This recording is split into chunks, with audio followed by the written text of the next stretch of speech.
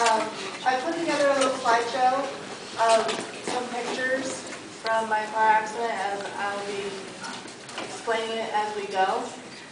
The first thing I want to do is congratulate the seniors. I know this is the end of the senior project. I know you guys will be moving on to your next big thing in life, and the biggest thing that you guys have are choices that you make. Every day is a choice. You make something, or you make a choice about every single thing that you do every single day, and it's a ripple effect. Whatever choice you make leads to a decision that leads to consequence, whether it's good or bad. Now, I made some decisions back in June of 2008. I had just graduated college with my associate's degree. I was on cloud nine. I had just got a job at the hospital working in the maternity ward. I hadn't started working yet, but that summer I started drinking a little bit too much, hanging out with some friends. That's one thing that we enjoy to do, cold beer on a hot day. So this here is my friend Ashley. She was in the car accident with me. We're in a Jeep Wrangler.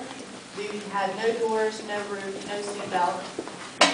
And we were only doing about 30 miles an hour, but we had 33-inch tires on the Jeep. We hit a 3-foot ditch and got up on the side of the embankment. I fell out and the Jeep rolled over me and crushed me.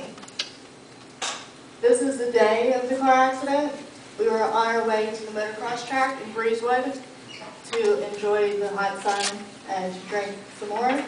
The night before, I went out with my brother and his girlfriend, and the only reason that they had a contact information after the car accident was because the night before I was texting my brother's girlfriend at the bar with the guy that I was seeing with his cell phone. So that's the only way that they could contact my family after the car accident.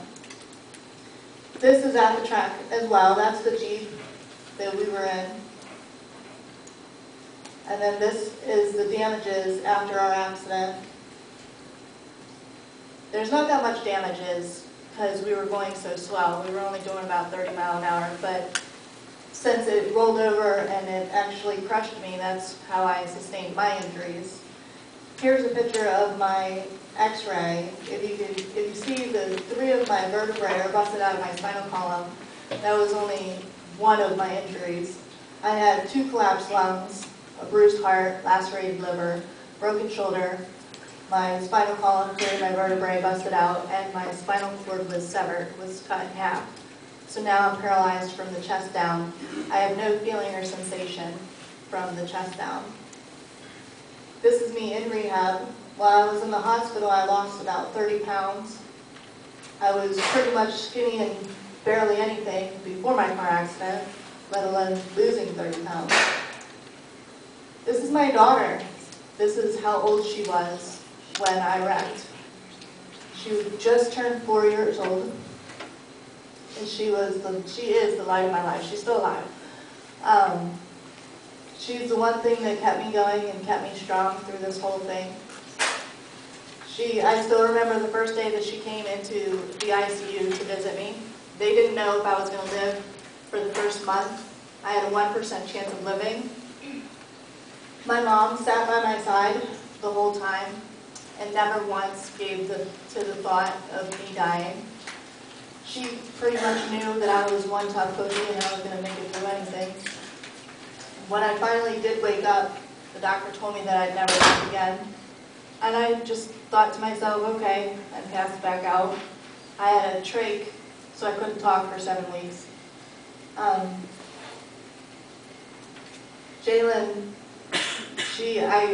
when I did wake up and after the month had went by that they knew that I was going to survive and I was able to come to and know what was going on, I wrote down on a piece of paper and I was crying. I told my mom, I said, I can't do this without my baby. I need my baby here. I need you to go get her. So my mom drove 3 hours to go pick her up. She came, and I remember the first day that she walked in to see me, she was skipping down the hall in ICU. As soon as she turned to come into my room, she had stopped dead in her tracks. And then she had tears coming down her eyes. I had tubes coming out of my nose. I had the trach, which had different tubes coming out of it. I was on the ventilator trying to help me breathe because I had so many lung infections and pneumonia and everything. I had chest tubes coming out of my sides. I looked like a big octopus with things coming out everywhere. And to a 4-year-old, I'm sure that was pretty scary.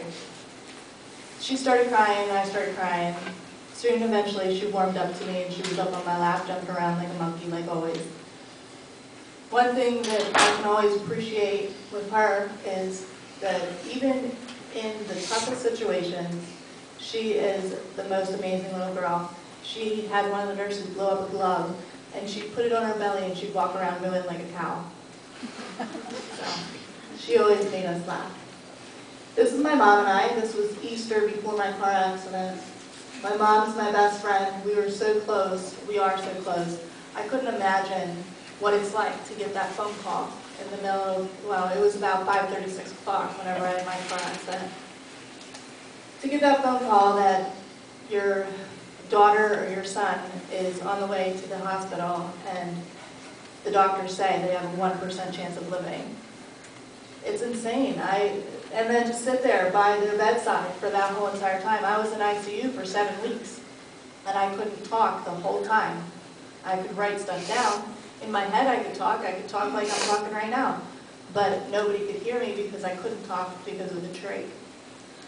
My daughter called me every single day and left me a message on my cell phone every single day. So I got to hear her voice that gave me the strength to keep going. This is her and I in 2009 after I got out of the hospital. 3 months after my car accident, I lived with my mom for about 9 months until she drove me nuts.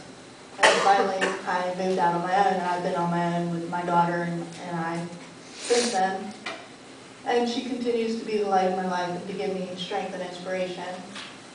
The biggest thing is, you guys, there's so many people.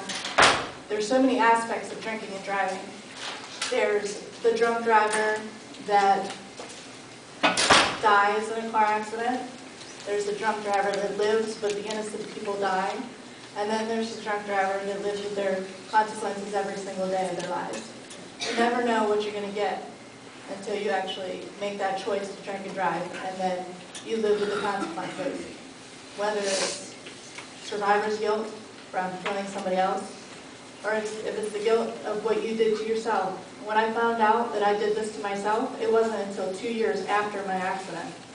Because when I was in ICU, the nurses kept telling me that my blood alcohol level was only as if I had drank 1 beer. And I knew in my mind, I was like, I started drinking at 9 o'clock that morning. That's insane. There's no way that it was just one beer. But that's what they kept telling me, and so that's what I believed. And I tried to sue, and 2 years later, my lawyer finally looked at my health records from Altoona Hospital from when they first life flighted me. And they saw that they did a blood transfusion there. So that lowered my blood alcohol level, since they diluted my blood with somebody else's.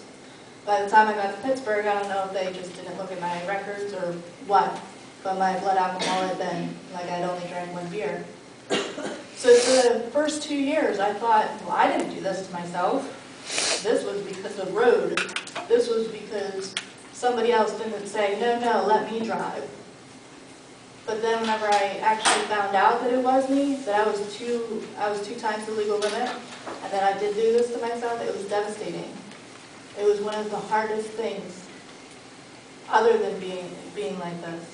I mean, the hardest things that I've ever had to deal with. It was a shock to know that I had a 1% chance of living and I made it, and it was a shock that I did this to myself. But I'm very thankful to be alive and to be able to have the ability to come here and talk to you guys today to hopefully save one of your guys' lives or somebody else's. Now, we all have had experience in drinking and driving, whether we are the drunk driver, whether we know somebody that was the drunk driver, whether we've been in the car and been a passenger with somebody else drinking and driving. We all have had the effects of it. We've all lost somebody. You know, we've all lost a best friend. And you realize how many car accidents